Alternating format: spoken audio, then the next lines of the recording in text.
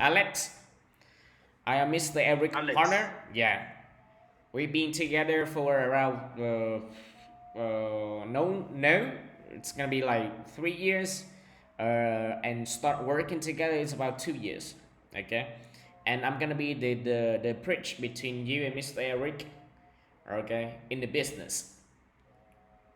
Okay, Okay, Mr. Eric. that's great. So you are Alex, and the other gentleman is Eric, right? Eric. Yeah. Okay, no problem. All right. Okay, I hope Eric also understands English. Does he? Unfortunately, not so good. Not very well. Yeah. It's okay, no problem. Okay. So you will do the translation. Yeah. I do it. Okay, awesome. Okay. So, em mới nói xong về thông tin xong cái này ca. Again? Say that again. Hello, sir. Hello, yes, someone there? Mr. Eric, how are you? I miss you. Okay.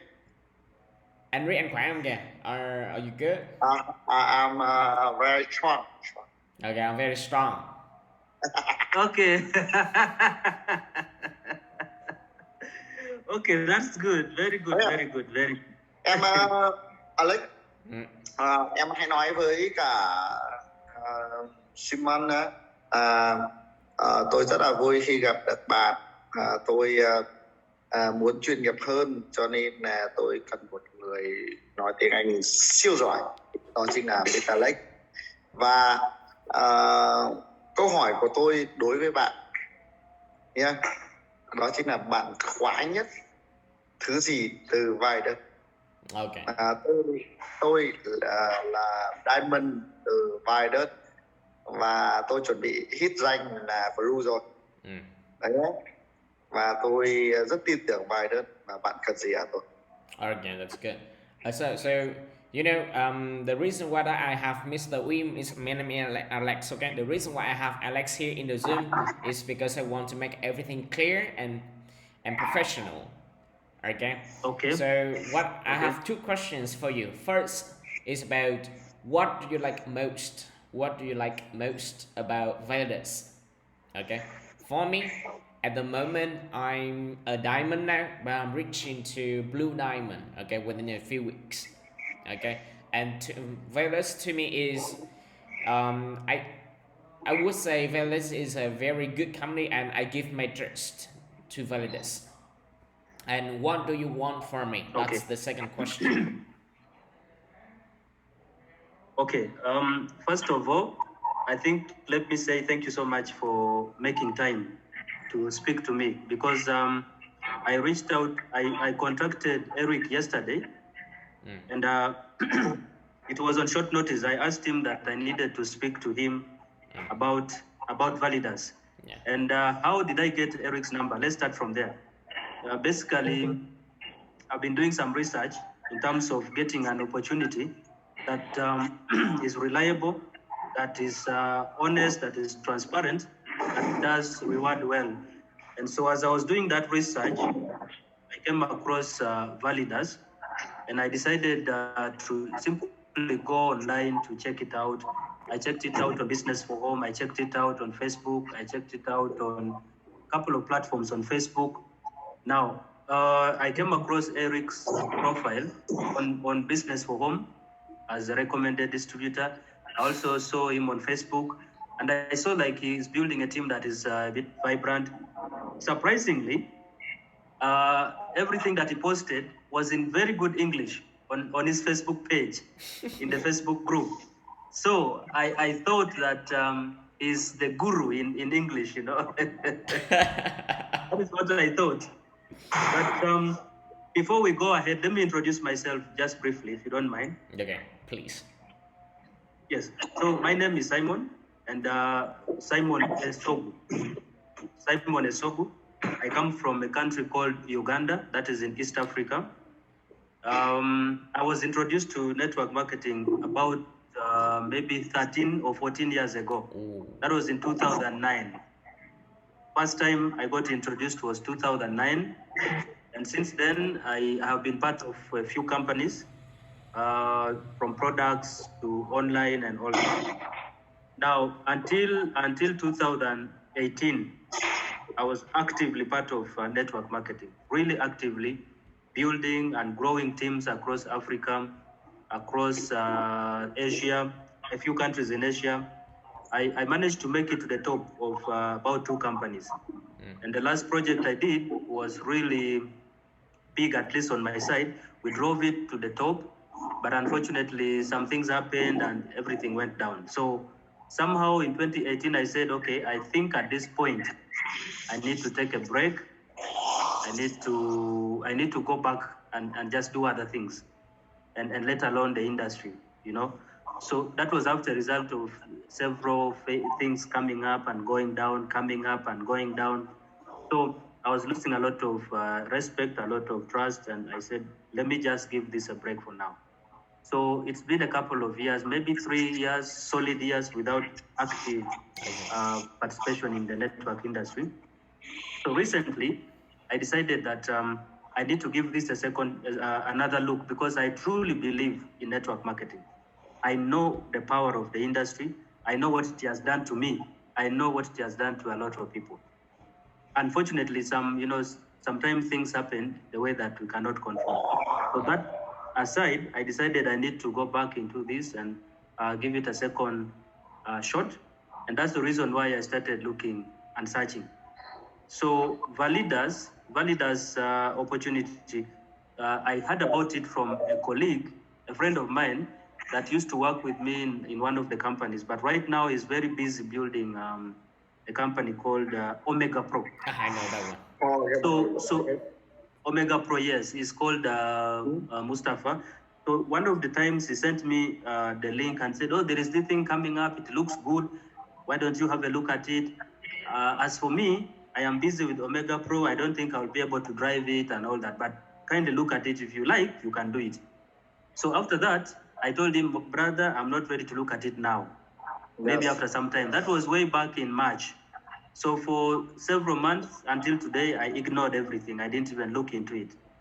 Now, when I decided to get back to him about a week ago to ask him about these validators, he told me, oh, I'm sorry. I'm very, very busy with Omega Pro. I'm not doing anything other than it now.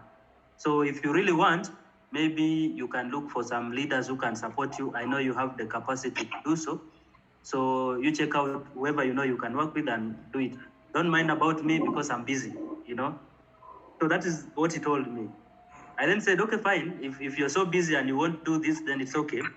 I'll go online and try and find myself a leader to work with. So that is how I got to Mr. Eric. He's a stranger. I don't know him. I haven't worked with him before, so I really don't know. I don't know whom I'm dealing with. I'm just reaching out because of the profile I saw on Facebook and Business for Home. Yeah, that's all. And so I'm hoping that he's the type of person I can work with. I'm hoping that he's the kind of leader that has the ambitions that can drive teams to the top. I just hope that he can give me the information I want, and hopefully we create some stories, you know, from now on. Okay, alright. Thật ra thì tôi biết tôi mới nói chuyện với anh Eric vào ngày hôm qua thôi, được hả nè?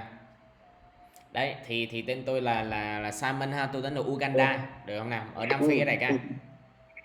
Ok. Thì tôi bắt đầu kinh doanh sản phẩm ấy từ năm 2009. Được không nào? Và nằm trong cái ngành sản phẩm này cũng 13-14 năm rồi. Thì chính thức mà về thị trường tài chính á, về xây dựng hệ thống á, thì về crypto nha, xây dựng hệ thống là chính thức là từ 2018. Từ khi 2018 thì tôi bắt đầu xây thì với một số công ty, được không nào? Thì có một cái công ty mà tôi làm rất là lớn ở bên nhánh của tôi là cực kỳ lớn luôn. Nhưng mà không may là trút bớt à. Đấy, sau đó là tôi nghỉ luôn, tôi nghỉ 3 năm nay. Được không nào? Yeah, nghỉ 3 năm nay luôn, không làm nữa. Thì đến một cái thời điểm như thế này thì tôi đang tìm kiếm một cái cơ hội mới, và Valida's xuất hiện. Tôi biết đến Valida's từ một người bạn của tôi tên là Simon. Simon đang làm bên Omega Pro. Simon cũng là người gửi cái link cái anh kia tên Lincoln ấy, gửi cái link cho Simon, rồi kêu là ok mày Omega Pro thì nó lớn rồi, bây giờ mày muốn tìm cơ hội ấy, thì mày đừng có làm Omega Pro nữa, tìm hiểu cái này đi. Thì gửi link từ tháng 4, gửi link từ tháng 3 rồi, nhưng mà đến bây giờ nè mới thực sự tìm hiểu. Thì nhắn tin lại cho cái thằng bạn, thì bạn nói là bây giờ tao bận quá, Omega Pro đang ngon, đang làm bận quá rồi, không hỗ trợ được. Thì nó kêu là thằng này mà tự tìm một leader khác xem để cho nó hỗ trợ tốt hơn. Đấy, thì mới tìm trên Facebook rồi Business Forum, rồi đọc những cái bài báo về anh ấy. Ok, đặc biệt là trên cái trang Facebook thì toàn viết bằng tiếng Anh, tưởng giỏi tiếng Anh lắm, tưởng là bậc thầy tiếng Anh siêu nhiên mà. Ok. Đấy, nhưng mà tất cả những thông tin rất là clear, điều nào rất là ổn, rất là nó đưa tôi là ok, mình là gọi là một cái gì ta, một cái bước chân đầu tiên ấy, được nè. Và sau đó thì tôi liên lạc với anh ấy, và chúng ta có buổi họp ngày hôm nay. Hy vọng là anh là cái người mà có thể hỗ trợ tôi được không nào, và cùng tôi viết lên những câu chuyện. Đấy. Ok. Nói này thì thứ nhất là ta không giỏi tiếng Anh. Ok. Okay, so first of all, I'm not good at English, okay? Okay, no problem. I understand. Không thành vấn đề. There is no problem at all. Ok. Tao hiện nay thì ở tại Omega Pro ấy cũng khoảng 10 nước dưới tao. And tại Omega Pro hiện tại luôn. In Omega Pro, I have like 10 other lines from different countries, international. Okay. Vẫn nhận hoa hồng, vẫn nhận hoa hồng cân tránh bình thường. Okay, he still get the network bonus. He still get it usually. Okay. Tại Validus thì tao có khoảng hơn 15 quốc gia ở dưới tao. And in Validus, I have like over 15 countries under my line. Okay. Tôi nghĩ rằng là ngôn ngữ nó rất quan trọng, nhưng nó không quan trọng bằng cái việc đó chính là chúng ta có một sự lựa chọn đúng đắn. Yeah, I know that the language is very important, but Joy, the right choice is much better. True. Than language. Yeah. True. I agree. Đồng ý. Hỏi em. Tôi làm việc trực tiếp với Mansur. Tôi là F1 của Mansur. Okay, I work directly with Mansour Tawafi, the vice president of sales of Validus. Tôi là một trong những Emerald đầu tiên, trong lúc đó đấy có 12 Emerald đầu tiên, cái sự kiện tức là trong sự kiện quốc tế lần đầu tiên có 12 Emerald thì tôi là một trong những 12 Emerald. On the first international event, there were about like 12 Emerald. Emerald is the rank. Alright, I am one of the 12 Emerald. Very first company. Ở tại châu Á thì tôi là một trong những diamond đầu tiên và rất sớm ở. Okay. In Asia, I am the very first one reached to diamond level. Okay. Bạn quan tâm về kết quả hay bạn quan tâm về ngôn ngữ? Alright, so if you care about the result, here I am. Language is just a side. I am a results person. I want results. I love to create results, and so I want to work with people who give results. Okay, tôi chỉ muốn làm việc với những người mang lại kết quả mà thôi. Mở mic lên anh, mic. Validus là một trong có thể trở thành huyền thoại. Okay. Validus is we could say, and we often call that a legendary opportunity. Okay. Tôi đã kiếm một năm ấy thì vài triệu đô la. Nhưng tôi tin rằng ở Validus tôi có thể đi đến nền tảng cao hơn. Okay. Previous projects I usually make millions of dollars in sales. Okay. But with Validus, I believe I can go to the next level. Okay. Và bây giờ câu hỏi của tôi đối với bạn. And my question for you is, đối với bạn thấy Validus ok không? Do you think Validus is a good company? I think so. I feel so because for the information that I've so far seen, I feel them. I feel they're big and I feel they're heading somewhere. Ok. Nếu bạn thấy ok thì câu hỏi thứ hai của tôi dành cho bạn. Tôi có thể giúp gì cho bạn để bạn trở lên thành công và tốt hơn? The second question is what I can do to help you, okay, to be better of your version. Okay. I think as we speak now, first of all, I have told you about my story. With Validas, that the person that mentioned it to me is not interested anymore. Yeah. That is the first thing. So it is funny that I'm here looking for an opportunity without even somebody that is sponsoring me. That is the first thing. So that means even the vital information that I need to know about the company, about working with the business, about the system, I don't have anybody to refer to, except so far what I have is what I've read for myself. I have read the compensation plan. I have read the websites. I've watched the YouTube. So I understand the pay plan, but I don't have a leader to work with or to start with, because the guy who introduced me is busy with other things. That's number one.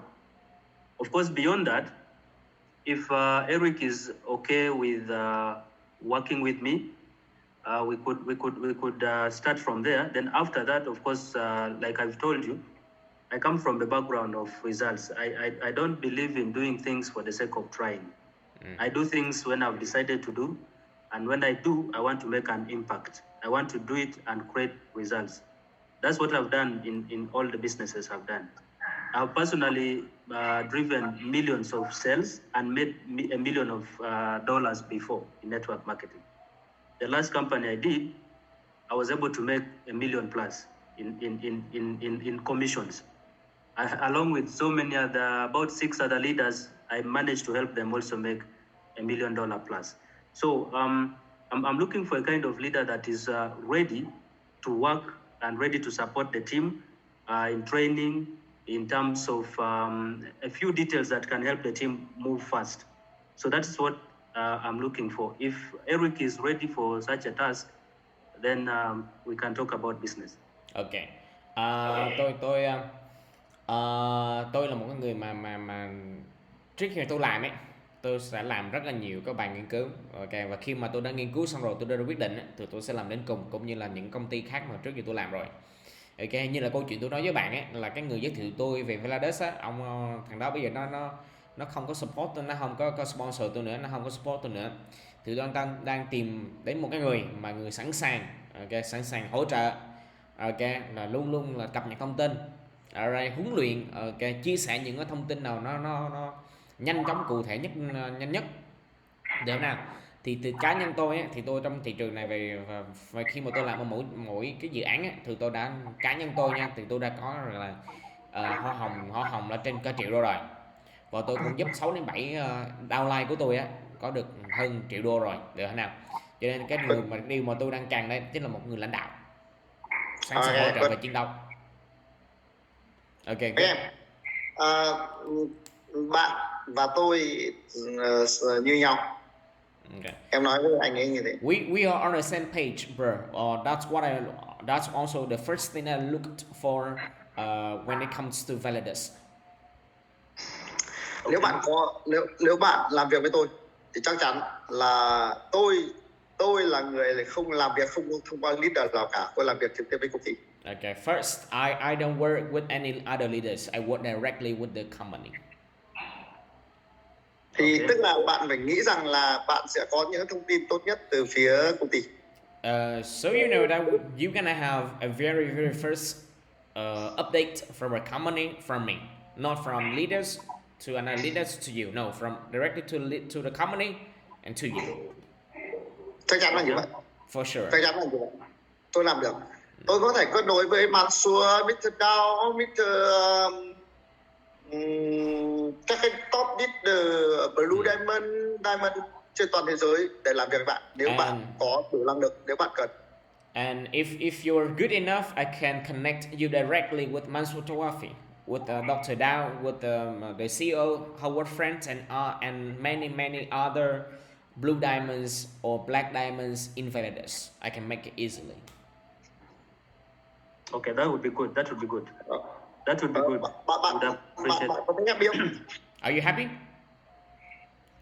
Absolutely, absolutely. I would love that. I would definitely love that. Chắc chắn tôi làm được cái điều đấy với bạn. Definitely, no doubt. Okay, no doubt. I can make it like with a click.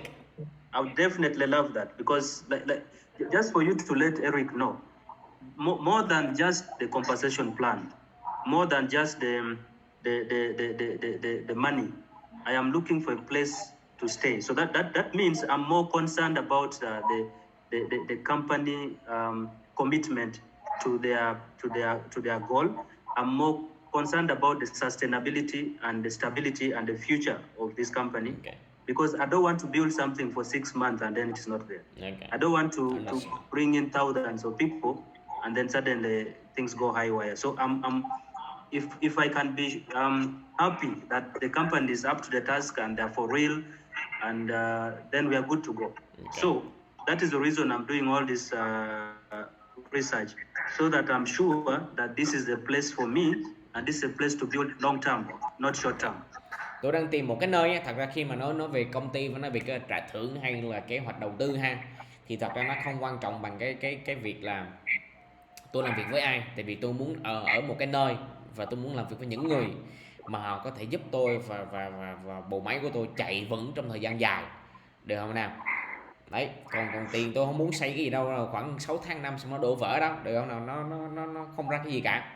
Thì tôi đang tìm một cái nơi, và khi mà tôi tìm kiếm và tôi làm những cái tài liệu mà nghiên cứu ấy, thì tôi thấy Vedas có thể là cái nơi đó. Bạn mà tôi giống nhau, chắc chắn là như vậy. Tôi là một trong những cái big leader, key leader của Omega Pro. Và bạn biết rồi, Omega Pro, khi bạn nhắc đến Omega Pro thì bạn biết rằng tôi là cái tip là lựa chọn dài hạn rồi. Và tôi đang có thu nhập rất tốt từ Omega Pro. Tại sao tôi lại lựa chọn Vidas? Bởi vì Vidas sẽ cho tôi cái nền tảng cao hơn, tốt hơn, và có thể là chắc chắn là tầm nhìn dài hạn hơn rồi. Yeah. We are on the same page again, you know, we are the same, we have the same mindset, okay, and mentality when it comes to a company. So if you know about Omega Pro, that I am in Omega Pro for a long time, okay, and the reason why I chose Omega Pro is I did research, just as what you did, okay, and I can see that Omega Pro is a very long-term company. And Validas is even better because it's giving me a better foundation. Okay, for example, for Omega Pro is about 4 years. Validas is a start last year. Okay. First come first serve. Okay. Và bây giờ phải nói như này.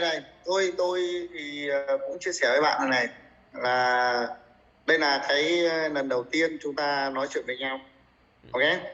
Và tôi hy vọng rằng là chúng ta tôi nghĩ rằng là bạn đủ thông minh là biết vai rất là dài hạn. Okay.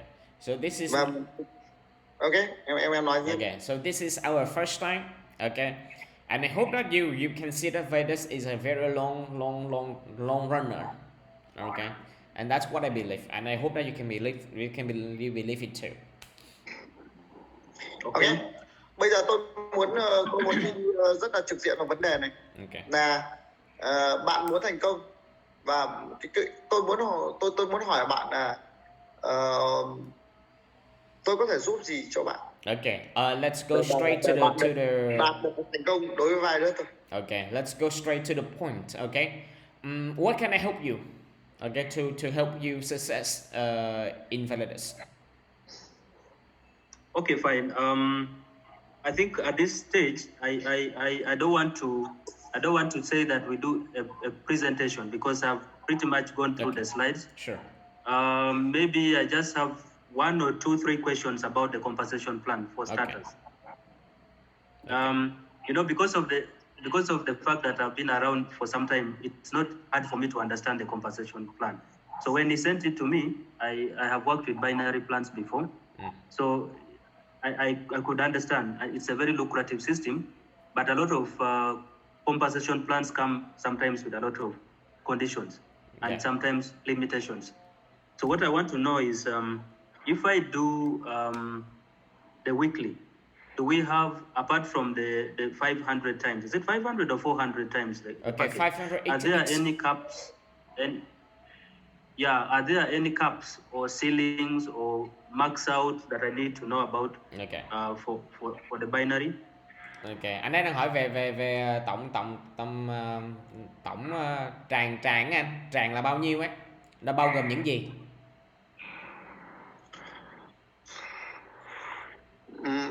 Tức là anh ấy đang hỏi về chính sách đúng không? Đúng rồi. Ok. Thì nếu mà trong nó có cái private pool ấy thì nó có mấy cái lưu ý như sau này. Cái thứ nhất là cái phần cashback á thì là 2,5 cho đến 3% một tuần, và trung bình là 2,5% trên mỗi tuần. Ok. Và cái phần trực tiếp là 10%, cân nhánh là 10%, nhưng mà total á giới hạn trong một tuần là 35. Đó là network bonus đúng không? Ok, 35 ngàn đô á. Ok. 35 hay 30 anh nhỉ? 30, tao đâu nhớ đâu. Em nhớ 35 nhớ là bao nhiêu nhỉ? Ok, trong 30 đi, để 30. Cứ bảo 35 sợ người. Ok. 35 ngàn trên một tuần, không vượt quá 35 ngàn đô trên mỗi tuần. Ok.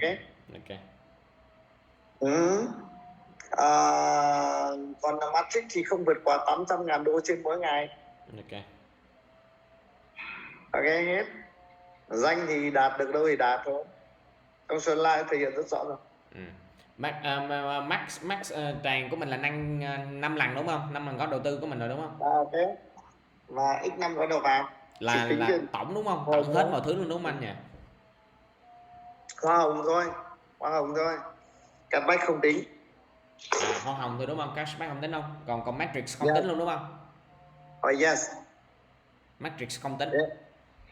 Matrix tính, doanh nghiệp tính, nhưng mà không tính lãi, không tính cashback á. Ok. Yes. Okay. So, bro, I think you need to write out these information, okay? Because it's not in the slides. No problem. It's not in the slides.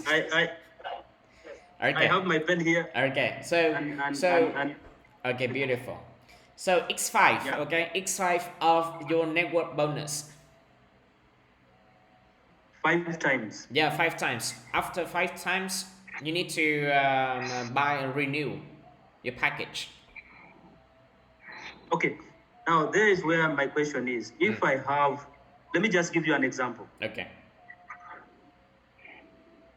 If I start with, let's say, $1,000. Okay. And I have made 5 times, which is $5,000. Yeah.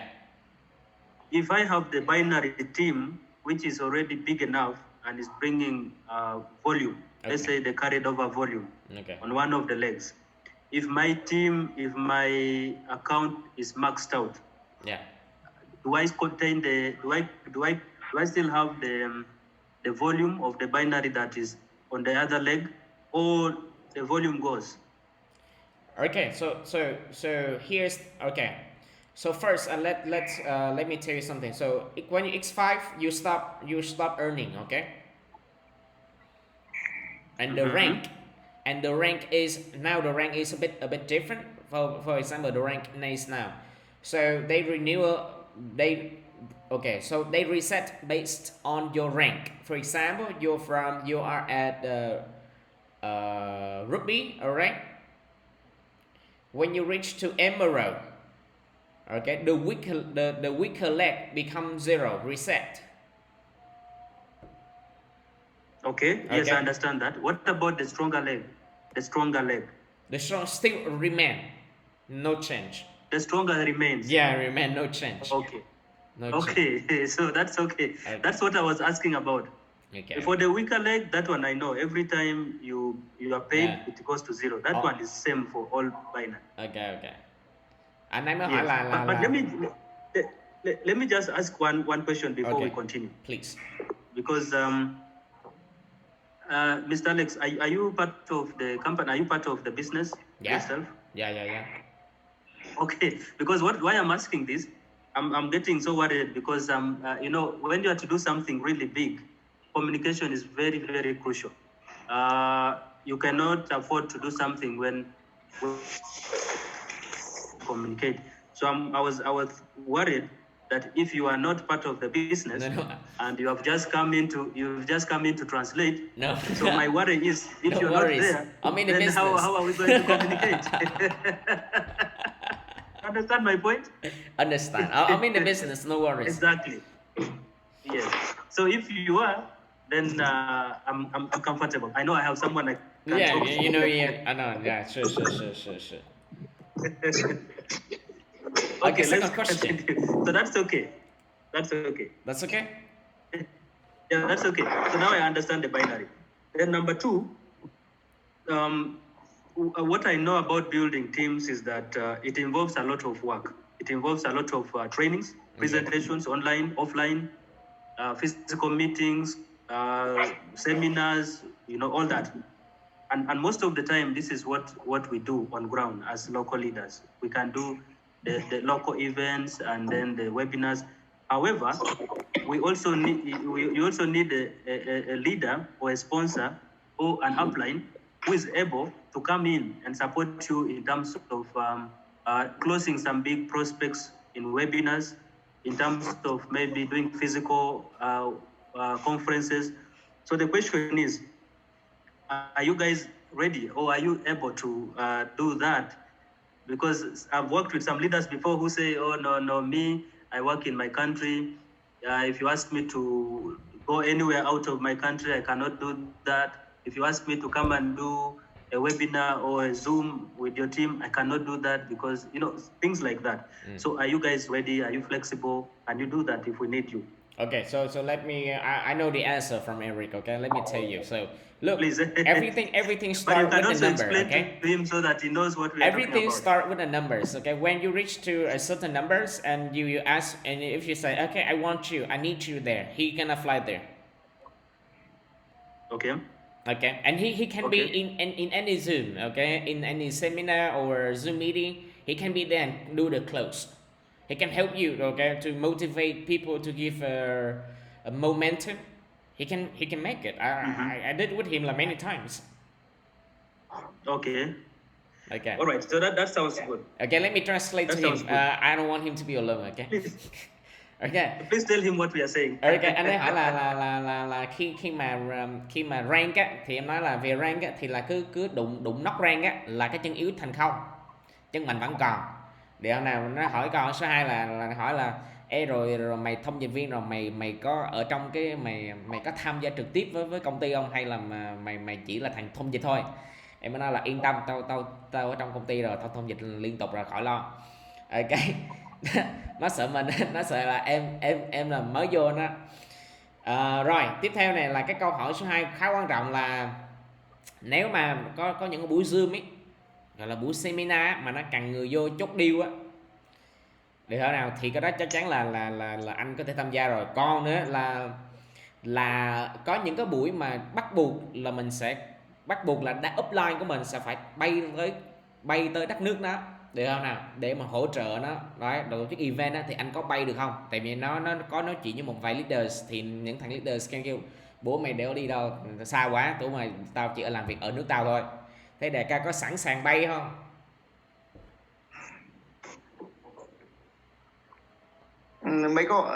Hai câu hỏi đúng không? Đúng rồi. Yeah. Good. Bạn đúng là những người mà tôi đánh giá bạn là những người biết làm. Okay.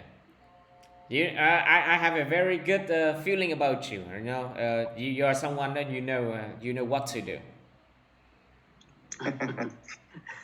Thank you so much. I appreciate that. Okay.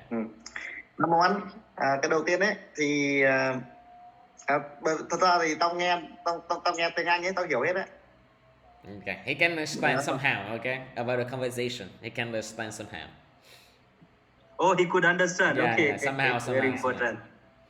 Tao nói như I think, nhưng mà tao nói thì không giỏi, cho nên tao phải đưa. Okay. Leader. I'm not good at speaking, so that's why he got me here. Okay, I think I need to learn some Vietnamese. Yeah, Vietnamese. I have a good friend in Vietnam called Rose. He used to supply me juice. I used to import juice from Vietnam. Oh. So she speaks very good English. So I think I need to ask her to teach me some Vietnamese so that I can speak with Eric. Sure. Nó kêu nó có bạn Việt Nam chắc nó phải học tiếng Việt từ người đó rồi đó. Okay. All right. So now the question now would be if I want to get started. No. He's gonna answer your question. He's gonna answer your question now. The second question. Yes. What I'm coming to is that if I want to get. Thứ nhất đấy. Sorry. Let him thứ nhất go on. nếu bạn. Để cái nói đi. Ok, sẵn sàng chưa? Ok. Câu hỏi thứ nhất của bạn ấy là trong những cái buổi Zoom ấy, ok, thì có người chốt deal cho các bạn không, hay có người chia sẻ cho những cái bước ban đầu ấy không á? Thì tôi chia sẻ với bạn rằng là Mr. Alex là một trong những big hitter của chúng tôi. Anh ấy là Sapphire, anh ấy là Ruby á, của Bsta. Anh ấy rất giỏi về hệ thống, và nếu về chính sách của Bsta thì chắc chắn anh ấy lắm còn chắc hơn so với cả tôi luôn. Okay, so he's talking about me. You know, I am Ruby. Okay, rank Ruby. That's me. All right. Okay, that's so good. Congratulations. It's about a compensation plan or you know, talking about numbers from a common information, I can make it easily. Okay. Có một điều nữa là anh ấy là cái người mà cùng với tôi là làm việc trực tiếp với công ty cả. Okay. Anh ấy làm việc với trực tiếp với Mansur, làm việc trực tiếp với Howard Friend, Mr. Dow, Korea, Mr. Nori, cho nên chúng tôi còn nắm được, anh ấy còn nắm được về thông tin công ty nhiều hơn tôi. Okay. And because I was the translator and the members of the company, so I work directly with Mansur Tawafi, and I speak to the board and the corporate team. So somehow I understand and know more information even than Mr. Eric. Okay. Cho nên là tôi nghĩ rằng là chúng tôi support tốt tới cho các bạn. Sure, I believe that we can give you a very good support. Okay, about the information. Okay, that's a big move. Cái vấn thứ hai, nếu mà các bạn không ngại khi mà trong những cái buổi Zoom ấy, mà nếu các bạn cần có tôi, ok, thì Mr. Alex sẽ thông dịch cho tôi. Tôi nghĩ rằng là tôi sẽ nói những điều cần nói, mà tôi nghĩ rằng là tôi có thể kiếm được 5.000 đô, 10.000 đô mỗi tuần, thì tôi sẽ chia sẻ những cái cách làm của tôi trực diện chân thành, và tôi nghĩ rằng là thông qua Alex thì điều đó sẽ được truyền tải tới các bạn. Okay, and if you don't mind to have me in your Zoom, okay, I can share with people how I can make a 5,000 passive income every week. Okay, all tips and what I do to your people. Okay, and Mr. Me, I'm gonna help him to translate everything transparently. Okay, that would be great. That's all that we want actually. Okay. That's what we want. Rồi, có bay được không? Tôi hả? Có bay được không? Okay, so let me know. Cái câu hỏi đầu tiên là nếu là Zoom là ok đúng không? Đúng rồi. So cái câu hỏi thứ nhất là Zoom mà ok rồi. Câu hỏi thứ hai là nếu các bạn tổ chức sự kiện hoặc các bạn cần tôi đến hỗ trợ đúng không? Tôi có bay để đến nước bạn hỗ trợ được không, đúng không? Sẵn sàng luôn. Okay. Nhà không có gì ngoài bay à? Okay. So the second question that you asked him, yes. Like, is he willing to fly to your country and help? Okay. Yes, definitely. He's gonna fly there. Okay. Okay. That would be great. Yes. That would be great. Nhưng bạn yên tâm là nên là yên tâm là này, nếu bạn làm tốt ấy, thì tôi không bay một mình bao giờ cả. Okay. Okay. If you work well, I never fly alone. I fly with somebody else. Okay. Tôi sẽ mời những cái Blue Diamond. Tôi sẽ mời những người cộng sự tốt của tôi qua với đội nhóm của bạn để giao lưu. I will invite other blue diamonds and black diamonds and my partners from Vietnam to come and help you out. Okay, that would be great. That would be great. We really appreciate that. All right. Yeah. Chắc chắn làm được. Sure, we can do. It's easy. Okay, so now the other issue is, like I've told you from the beginning, that I've been off the industry for about 3 years. And the reason why I'm looking at this is because I want to build it big. And I'm not basically looking at my country alone.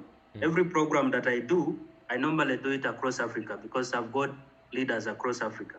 We've got leaders in Kenya, in Tanzania, in Zimbabwe, Nigeria, like that, a lot of them. And so every time I start a business, I want to have my strategy, my game plan. When I know that this is how I'm going to take off, this is how I'm going to sustain my marketing campaigns, my logistics, because I will have to do a lot of webinars, I have to do a lot of meetings locally and also out of the country. So sometimes at the beginning, it's very important to knowing how binary system works. It's two teams. So before I get started, I would like to know, is it possible that for the sake of getting me off the ground very fast to be able to run around and support the team, is it possible that we can have a strategic account that can have some leverage in terms of one team, and then the other team is built by me? So is that possible, or you guys don't have any such setup? Okay, you mean can we support you one side, right? One leg. Yes, that's what I'm asking. Is it possible? Okay. Anh ơi, cái này nó hỏi là có được hay không nha, có khả năng hay không thôi, là anh chạy một chân còn nó chạy một chân, có support được hay không thôi, câu hỏi thôi, có support được hay không thôi. Làm được. We can, he can. Yes. Oh, really? That is very, very important. And I'm saying so. Bây giờ anh gọi như này. Tao Mr. Alex này, bảo tao sẽ cho mày một cái account. Tao sẽ đưa cho mày một cái account ấy. Ở đấy nó có sẵn một chân đang hoạt động. Okay. Doanh số đang tăng lên mỗi ngày. Okay. I'm gonna give you an account. Okay, and one leg of that account is running. It's activating. Okay, your job is to run the other leg. Awesome. Khoảng 200.000 đô doanh số bên dưới. It's about like $200,000 volume now. On one leg already. Yeah, on one leg already. Awesome. Tuy chưa nhiều, nhưng nó đang hoạt động rất mạnh mẽ. It's not strong, it's not big, but it's working. It's activating. Okay, it is growing. Yeah, it's growing. Okay, that's very important. Okay. Tao sẽ đưa cho mày, vấn đề là một chỗ có mấy thứ như sau, mấy câu hỏi như mày nói, Zoom tao sẽ hỗ trợ này. Ok, nếu mày cần bay sang nước mày hỗ trợ, được chưa? Nếu khi mà mày lên Ruby, tao bay sang, tao hỗ trợ tất cả mọi thứ. Tao sẽ sang hỗ trợ mày, tao sẽ xuất hiện ở nước mày, tao sẽ hỗ trợ mày, tao sẽ tổ chức sự kiện với mày. Khi mày làm Ruby. Tao cho mày một chân. Tao chạy cho mày, chắc chắn tao chạy cho mày một chân. Okay. Bro, here's the thing. Yes. I can be in your Zoom and support you, okay? Online, webinar, seminar, I can do it, okay? You got one account available, one leg is activating and growing $200,000 on one site, okay? And when you reach to rugby level, I'm gonna fly to your country. Okay? And when you reach to rugby, I'm gonna fly to your country. Okay, to help that you would be great. Event. You know why I'm asking all the things in the beginning, because I know the terrain. I know how some of the things work out. It's very, very crucial for me to have all these things figured out, because then once I commit to start, I know I have a lot of work to do. I know I have to rank. I know I have to get a lot of people to rank, and all the things require my time, require my effort and my resources, and so it becomes difficult when you're doing both legs. So if I can have that support, as you said, that's great. That's awesome. Okay. Makes life easy. All right. As for the ranks, please tell Mr. Eric not to worry, because these ranks, we shall eat them like pancakes. We've done this over and over. The last company I did, my highest rank was white diamond. A white diamond is somebody who had made, in terms of commissions, about $1.2 million to get to white diamond. And that was a rank that I had. Right. I also had about 3 other people in my team who were also white diamond in that project. And so we traveled across Africa. We went to over 15 countries. We have done conventions. We've done recognitions tours and all these awards. So the issue of rank is not a problem. As long as we have all the basics in place, we have the support system, we have an active leadership, then the rest of the work is something that we have been trained to do for the last 15 years. So that, let him not worry about that. Let him, you please translate to him, let him not worry about that. Okay. We will definitely crush the Ruby rank. Ok, cái lý do mà tôi hỏi anh á, là tôi hỏi anh về cái chân á, là tại vì khi mới bắt đầu ấy thì là nó sẽ tốn rất là nhiều chi phí cũng như là rất là nhiều thời gian cũng như là nguồn lực được không nào để chạy. Thì nếu mà được support một chân á, thì rất là tuyệt vời được không nào. Còn về rank á, thì tuyên bố với anh là anh khỏi lo. Với công ty trước là tôi chạy, tôi được cái rank là kim cương trắng, là cái commission ấy, là hoa hồng không á, là 1,2 triệu đô. Là tôi một mình tôi và cộng với 3 người downline của tôi cũng đạt được rồi, cho nên về rank thì anh khỏi lo. Khi mà chúng ta đã có đủ nguồn lực và đặt đúng vị trí của con người ấy, ai làm tốt việc đấy đó, thì rank nó tự lên thôi. Ok. Tôi cam kết chạy cho anh một chân. Ok. Ok, I commit to run for you one leg. Perfect. So I just want, before we conclude this call, I'm going to, you can check out my page, my Facebook page, and see, you know, in this industry, there's a lot of people that talk. People talk a lot. There's leaders that goes around. Everybody wants to say, I'm this, I'm that, I'm the other. I'm not that kind of person. I don't want to blow my trumpet. I don't want to sound as if, you know, but you can check out my Facebook page and then see what we did in the time that I was telling you. Until about 2019, 2010, then I stopped. I mean, I went into traditional business. So if you follow that, you're going to see the conventions we've done in Dubai. That is my team. And you will have an idea which kind of a leader is working with, so that it doesn't sound like the everyday promise. You know, there's all sorts of amateurs who will say, oh, I'm big leader, oh, I do this. You know, those kind of people, they're there. I just want him to know that I'm not one of them. Okay. And I don't like people who just talk anyway. Okay. Tôi cũng chia sẻ với anh là anh có thể check cái Facebook của tôi đấy. Thì tất cả những hoạt động của tôi trước giờ. Problem. Ok, tại vì ở trong thị trường này thì đa số người ta nói nhiều làm chả ra gì đâu. Đợt này thì tôi là một cái con người, tôi rất ghét điều đó và tôi cũng không phải là con người đó. Khi mà tôi đã làm thì tôi sẽ làm tới cùng, và anh có thể kiểm tra những điều đó trên cái Facebook của tôi á. Tất cả những hoạt động của tôi làm từ trước đến giờ. Để nào nói ra để anh hiểu tôi hơn thôi, được không nào? Chứ không phải là tôi nói ra chỉ cho vui. Ok. Như này, tôi ấy, không tự nhiên mà man, hãy nói này, không tự nhiên mà Mansur làm việc với tôi. Okay. You know, Mansur, right? Well, it's not a fun. It's not an easy game. You know, Mansur worked directly with me. Okay. Tôi là những người đầu tiên xây dựng virus.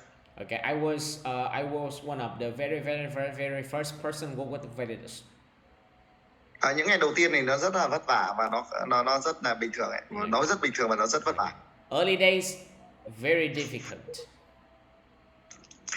Những ngày hôm nay ấy, bạn có một chân ấy là vì tôi đã chiến đấu và đây là món quà tôi tặng bạn. Okay, now you have one leg. Okay, and that's the gift I give you. Okay. Awesome. Và tôi đủ thông minh để tôi hiểu bạn đang nói gì. Okay, I'm smart enough to know what you're talking about. Okay. Và tôi trao cho bạn một cái món quà nữa, bạn có muốn nhận không? I'm gonna give you another gift. Do you want to take it? Please let me Okay. know. Tôi cho bạn một chân rồi. Okay. Tôi cho bạn 2% doanh số để hỗ trợ cho bạn chi phí cà phê và uống. Tóm lại là chi phí để bạn xây dựng hệ thống trong vòng 3 tháng. I'm gonna give you another 2%. Okay, of your volumes within 3 months for your coffee, for your transport, for your accommodation, for your ticket. 2% of your volume. Wow. Okay, no problem. I appreciate. Thank you very much, my brother. I really appreciate that. Cái thứ mà tôi muốn nói ở đây là nó không phải là tiền. Okay, the what I'm talking about here is not about the money. Tôi muốn bạn và tôi muốn chúng ta lên nền tảng cao hơn. Okay, what I want is I want you and I want me to go to the next level, next foundation. Và tôi hy vọng rằng niềm tin của tôi chọn đúng người. Okay, and I hope that my faith gives to the right person. Awesome.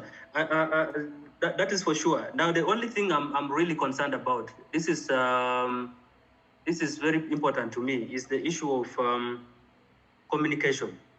You know, when I take off, when I start work, I really put in a lot of, I keep the leader busy. Okay. And so I also don't like to be a problem to somebody. I don't want to be expecting, calling you, calling him, maybe I need this, I need that, I need that support, and maybe he's not able to make it in terms of getting a translator and all that. So it would be really, really good if we, before we start, if we know that we have an active leader who is very good in English, with whom we can work directly. He can always come in at a strategic level to motivate when the translator is there. But when the translator is not there, it would be good if we have somebody like you in our team, like you be our leader.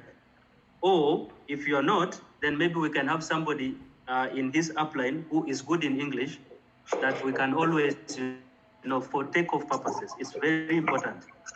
I don't know if that is possible. Okay, rồi. Cái này là về phương diện giao tiếp.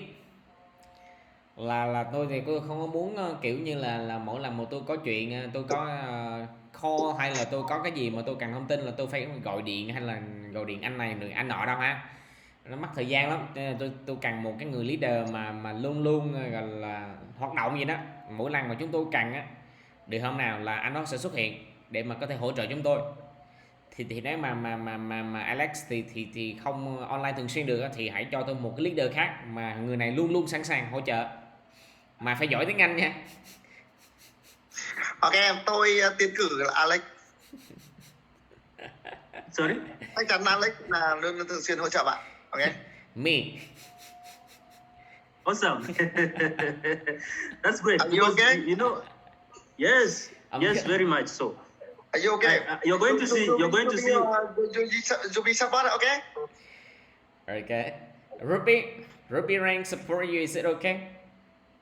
Yeah, why not? That's okay. I have no problem. Okay. Bây giờ như này, bạn chắc chắn bạn không phải lo gì cả. Tôi lại là tôi hiểu bạn. Chắc chắn. Are you okay? Tôi sẽ collect ấy. Khi bạn vào việc, tôi sẽ collect tất cả những người mà giỏi nhất để hỗ trợ cho bạn. Okay. Nhưng đổi ngược lại ấy, nó phải thể hiện từ doanh số. Còn trước mắt là tôi và Alex sẽ hỗ trợ bạn, và tôi tin rằng là Alex sẽ hỗ trợ được rất tốt cho bạn. Okay. For now, me and Alex will support you all the best. Okay. As much as we can. Later, when everything is on track, I'm gonna give you more support from our teams, our leaders, and our partners. Okay. But what we want to see is about the volumes. Okay. You're gonna get everything that you need. Okay. Everything, the support, Okay, things and stuff like that, And what we want to look for is about the result. tôi nói như thế này để bạn hiểu này. Tôi có khả năng support trực tiếp với công ty, cho nên bạn phải hiểu như thế. Okay. Cho nên là bạn hoàn toàn có thể yên tâm đi. Okay. One thing you need to do. One thing that you need to keep in mind is we work directly with the company. Awesome. That's good. That's very important. So I think with that said, we have a way forward. We are somewhere, and we have a starting point. I don't want to talk so much for the start. I don't want to promise so much for the start, because obviously we don't know each other. Okay. And so it's just the results. It's only the results that will show. So Sure. let's get started. I will need to have your number, your personal number, so that we can have these starting Zooms, the launching calls. I will be having maybe 1 or 2 leaders wanting to speak with you to understand about the company. So that is the kind of person I need handy, like ready, who can always work with me. Chap chap. In our language, we say chap chap. Chap chap means like quick, like fast. All right. So, Okay. Yeah. Thank So I can have your number. We can get started. We're gonna have a group. Okay, a group chat. Contact. Let's have a group chat. Yeah, no problem. Maybe the other question is, do you have any team Zoom meetings for English that we can invite our people and put them? For there? anh ơi, mình có cái Zoom, mình có cái Zoom đào tạo nào mà có tiếng Anh không? Có. Yes, we have. Okay. Tôi sẽ gửi hết cho tất cả bạn toàn bộ tiếng Anh rồi. Không, ý là cái người thuyết trình bằng tiếng Anh thông tin á, buổi training á, giống như buổi OP, cái buổi training. Có. We have. Good.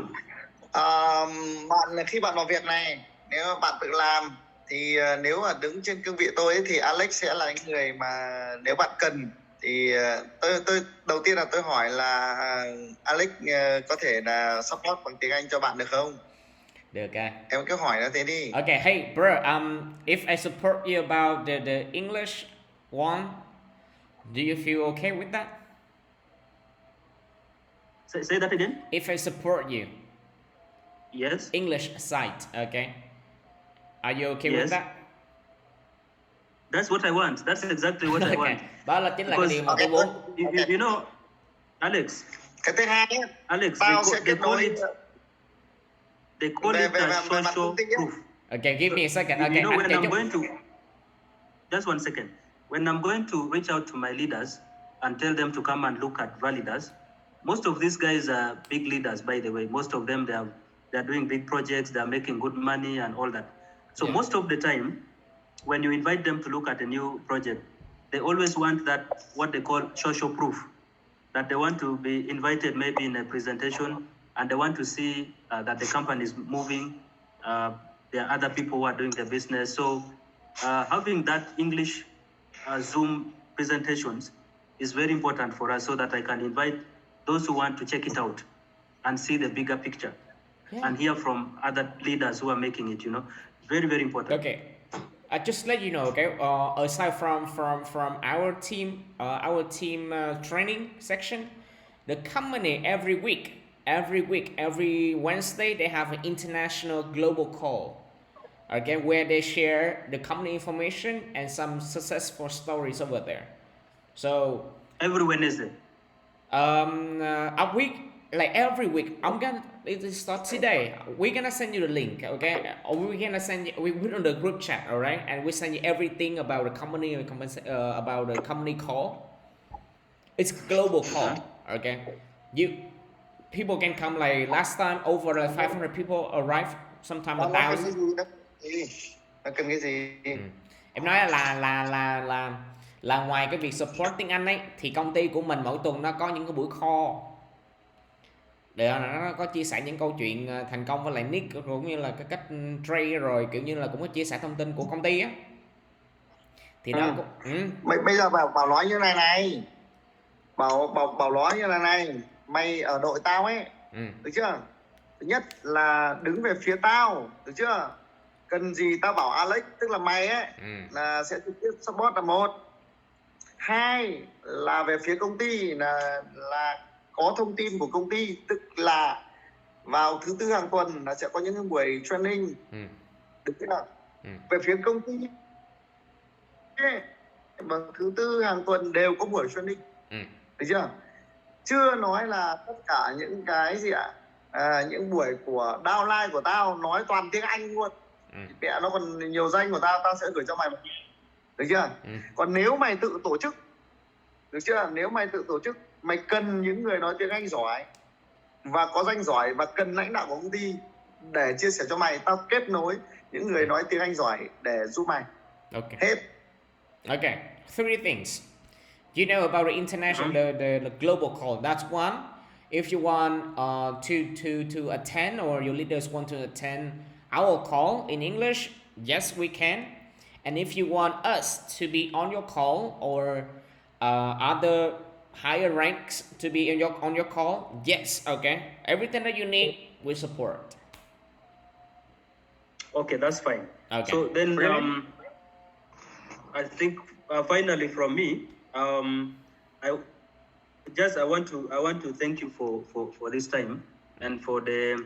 I know you're busy people. I know to get a leader to speak to you for about 1 hour is not easy. So I appreciate Eric's time, and for you also to make time.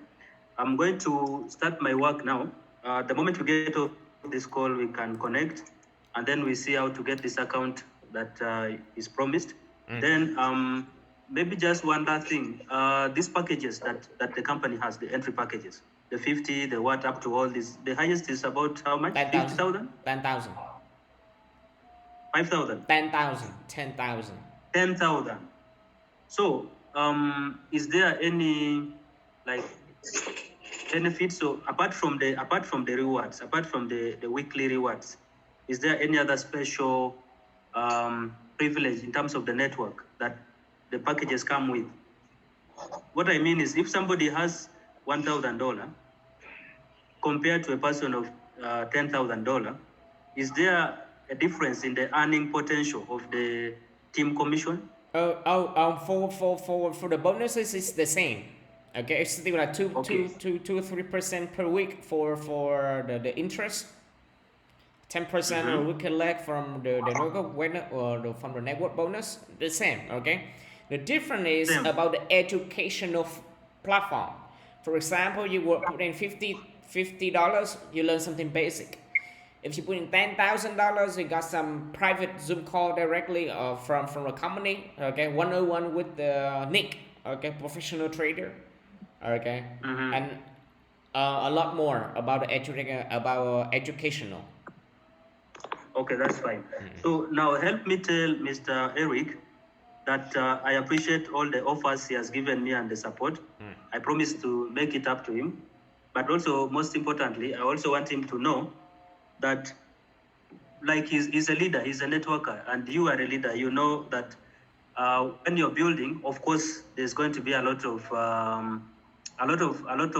we call it overhead costs. That whether you're making the money or you're not making the money, those are going to be there. Now, I can always take care of that until I get to a point that you can be sure that you're dealing with somebody that can deliver what they are promising.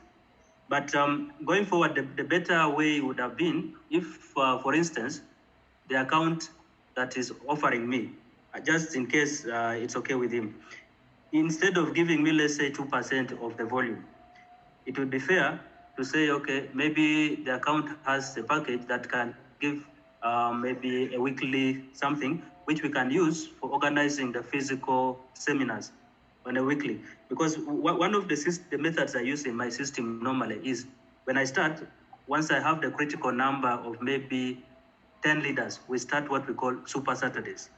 The Super Saturdays, we normally do physical meetings. We get a hotel, we get a small room, and we invite people and we do physical training.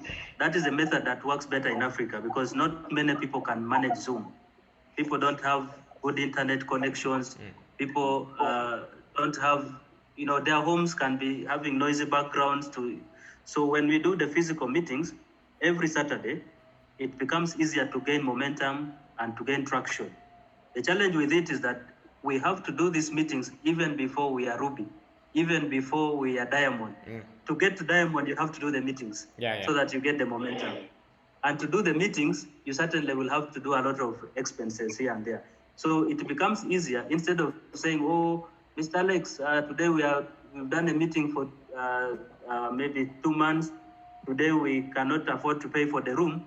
Maybe can you help?" That method to me does not work. It feels funny because you feel like you're disturbing the leader.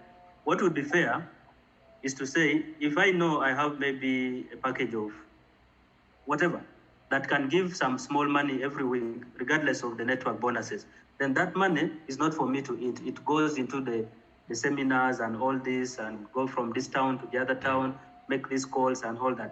That would be better in my view. Okay. Kindly explain to him. Ok đại ca, về cái phần 2% ấy thì tôi cảm ơn anh nha. Tuy nhiên là khi mà làm networking ấy, thì chúng ta sẽ có những cái phần chi phí phát sinh ấy, cho dù có làm được hay không được thì nó cũng vẫn sẽ phát sinh. Thì là thay vì anh cho tôi 2% á, thì anh có thể cho tôi một cái account nào mà nó có sinh lãi ngày được không? Để cho tôi lấy cái số tiền đó để tôi làm chi phí cho sự kiện, để tôi tìm mỗi lần mà làm sự kiện ở châu Phi á, thì họ sẽ tổ chức họ sẽ thuê một cái hotel ở một cái phòng, sau đó họ đưa người vào OBP á, thì những cái chi phí này thì là nó sẽ tự báo ra. Tuy nhiên là anh có thay vì 2% thì có thể cho một cái account nào mà nó sinh lãi ngày á, được không nè? Không có. Tôi cho bạn một cái account 50 đô nhưng nó tích doanh số thôi. Đây là một cái món quà mà nói thật là đây là cái thứ mà ấy, là một người leader ở tại Việt Nam ấy, họ đang muốn, rất là muốn mà tôi cho. Hiểu không? Và nếu bạn không nhanh thì là tôi đưa cho người khác luôn. Tức là họ rất là muốn lấy cái account này, họ mua luôn ấy. Em hiểu không? Tức là có rất là nhiều người là trả tiền cho cái account này đó, tức là trả tiền để được cái account này. Nó chỉ có 50 đô thôi nhưng nó tích doanh số á, mà hệ thống rất là lớn rồi, hệ thống đang hoạt động rất là mạnh rồi, mà có người ta trả tiền rồi. Nếu mà bạn không nhanh ấy thì nó cũng không còn luôn đấy. Ok. Hiểu không? Còn tôi cho bạn 2%, cái này nó là thuộc về cá nhân và bạn phải giữ cái bí mật này dành cho bạn, chứ còn tất cả mọi người không có đâu. Okay. Nếu bạn không lấy thì tôi không có cho bạn luôn đi. Okay, bro, let me clear this one. About the account that I'm giving you now. I got some leaders in Vietnam. They want an account and they are willing to pay to get the account. All right. Okay. Yes. So what I'm giving you now is a very big gift. Okay. Another thing. I understand. Another thing about the 2%, it's for personal. Okay, it's personal. Okay, nobody in Vietnam that can get that deal. Okay, because I don't want it. But for you, I want to give you because it's personal. That's what I do to help leaders. Okay, international leaders. So if you don't take it, it's okay. I'll keep it. Okay. If you don't want it, I keep it. It's okay. No, I don't think you translated to him well. I didn't say that I have any problem with the 2%. No, I know. The account he giving you is $50 account. Okay. Yes. And nobody the account that like giving you like two profits every day. No, he don't give that. He doesn't give that. Okay, I understand. No problem. Okay. So that's okay. I had just said it as a suggestion, but that's okay. I appreciate all the offers, and let's get started. Okay. My only hope is that we get this to the level that we need, because obviously I'm not the type who comes in for offers and this. I know the pay plan works. I can work it to the maximum. Yeah. So let's get it started. Okay. And we'll push it to the top. Chơi thôi. Chiến thôi. Ok. Tôi hy vọng rằng ấy, đây là món quà tôi tặng bạn về ngày hôm nay ấy, là tôi rất vui. Bạn có biết tại sao không? Bởi vì nó cận kề ngày sinh nhật của tôi. Và đến rất là đủ duyên với tôi. Ok. Thế tôi tặng bạn thôi. look, bro, this is faith. Okay, the reason what I'm giving you is I'm very happy, and the reason why I'm happy is about to be my birthday is about to come. Ah. So Okay, happy birthday in bro, I didn't advance. even know. Okay, I didn't even know. Okay. Ok. Và tôi nghĩ rằng là tôi nghĩ rằng ấy là như thế này. Thật ra ấy là về mặt hệ thống ấy thì tôi nghĩ rằng là tôi đang phát triển, ngay cả bản thân tôi đang phát triển rất là tốt về mặt hệ thống. Có thêm bạn sẽ giúp được nhiều người có công ăn việc làm, và hy vọng rằng bạn tóm lấy được cái cơ hội của virus, và bạn là người chủ động và tôi yêu thích thì bạn giống tôi. Cho nên là ngày hôm nay ấy là tôi rất là muốn cái món quà này đến được tay bạn. Đấy chưa nào? Bạn hãy nắm bắt được cơ hội này, và tôi sẽ khẳng định với bạn một thứ rằng là bạn có tôi á thì thế nào? Là bạn sẽ có công ty. Tôi khẳng định là như thế. Cho nên là tôi nghĩ rằng là nếu về từ support á, tôi nghĩ rằng tôi sẽ là người support rất tốt. Okay. All right, bro. Mr. Eric said, I hope that, all right, I hope that everything is gonna be on track, all right, and let's create more jobs for people, okay. And I want you to take this gift, so grab it, okay, and take it, because it's for me it's gonna be a great time together, because what I do about the system is going right and it's going well, all right. And let's kick off. Okay, let's kick off. Yeah, so let's kick off. the starting point is The account. I don't know how.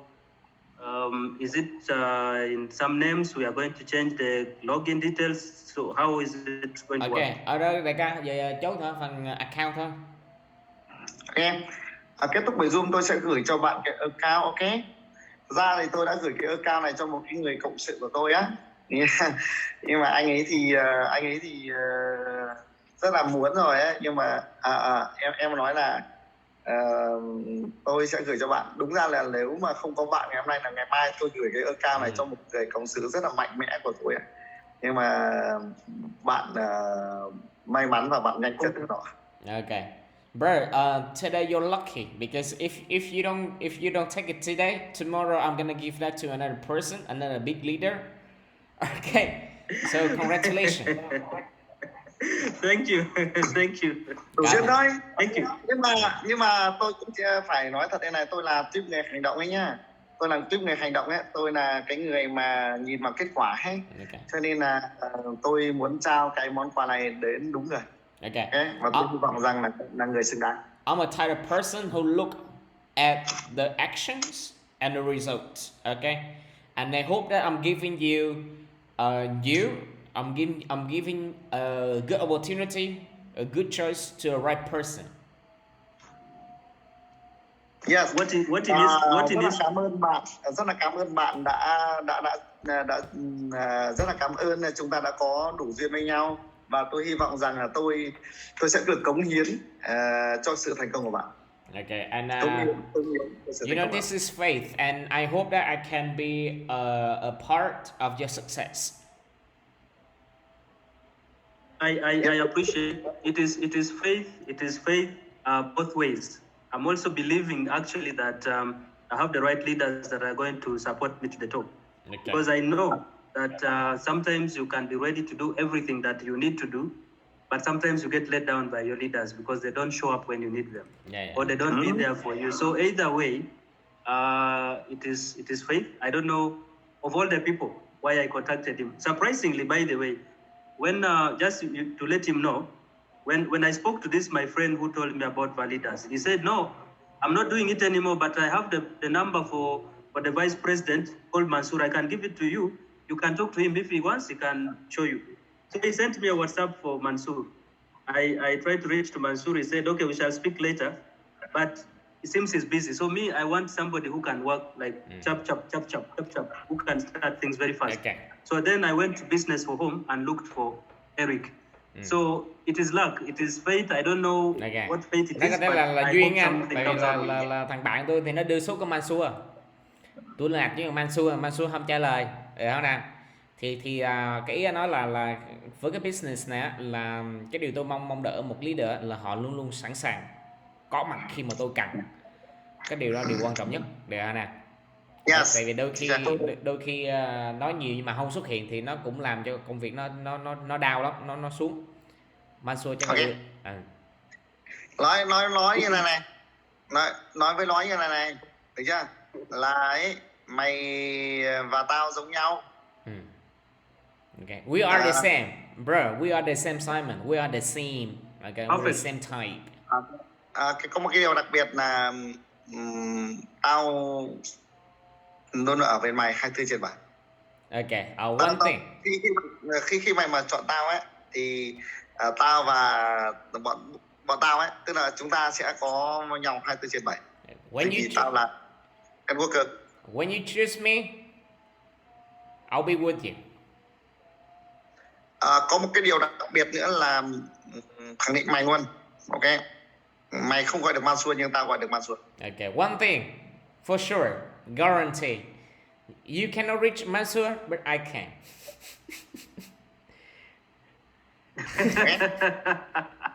I know. I know. Có một cái thứ đặc biệt đến là chỉ hy vọng là tao chỉ nói một điều cuối cùng trước khi mà chia tay cái buổi Zoom này nhé. Là hy vọng mày đừng buồn vì tao nói tiếng Việt. Okay. One last thing. Cái quả nó mới là quan trọng. Okay. One last thing. I hope that you don't mind because I don't speak English. Okay. But the result says everything. Very important. I don't mind about languages. I mind about the results. That's the most important. Kết quả. Rồi, ngôn ngữ. Okay. Ngôn ngữ là còn nói. I have worked with leaders before who can't speak English. I've worked with leaders from Portugal who cannot speak anything in English, but we worked and we got to the top. So that's not a problem for me. As long as we do what needs to be done. That's all. That's the most important. Còn nếu có điều kiện ấy, mày cứ hỏi đội thế giới ấy, tức là hỏi cái bọn mà làm vai đất ấy, top lead của vai đất thì hỏi về Eric là loại gì giống gì, hiểu không? Tao cũng không ngán bọn nó đâu. Okay. You can chat or have a conversation with anyone in Valedas, okay, and ask about Eric. One at a top. Okay, no problem. So I think Alex, you create a group. You can create for us a group where we can have the details now done. Để có tạo nhóm, xong rồi gửi nó thông tin. Okay. Chúng ta sẽ kết thúc ở đây và tôi sẽ gửi cái thông tin tới cho bạn luôn, ok? Okay, we end here, okay? And he's gonna send you a group. He's gonna send you information and create a group. Tôi sẽ hy vọng bằng bạn sẽ phản hồi tôi sớm nhất và bạn sẽ action một cách mạnh mẽ nhất. Okay. I hope that you're gonna respond him soon and quick action. Chop. Okay, no problem. Chop. Okay. All right. Yes. Thank you too. Good night. Em bảo anh ấy là nếu cần gì cứ nhắn trực tiếp cho tôi và tôi sẽ luôn ở bên bạn, ok? Okay, send me a message anytime you need me, okay? No problem. See you again. Bye. Okay, bye.